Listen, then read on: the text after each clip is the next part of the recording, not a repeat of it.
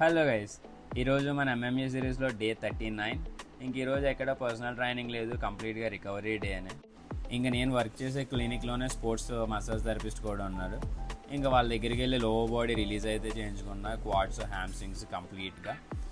ఆ తర్వాత ఇంకా ఈవినింగ్ ఒక 2 hours టైం ఉండే, సరే కదా అని ఇంకా ఫుల్ బాడీ మొబిలైజేషన్ మొదలుపెట్టా. చాలా రోజులు అయిపోయింది ప్రాపర్గా మొబిలైజేషన్ ఇంకా వర్కౌట్ చేసి.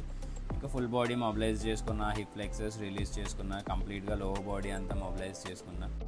ఈరోజు వర్కౌట్ ప్లాన్ వచ్చేసి లోవర్ బాడీ ఇంకా ఆర్మ్ వర్కౌట్.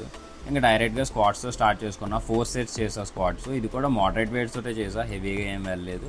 ఇంకా బైసెప్స్ చేసుకున్నా. బైసెప్స్ వచ్చి 2 variations చేసా, లెగ్స్ వచ్చి 3 variations చేసా.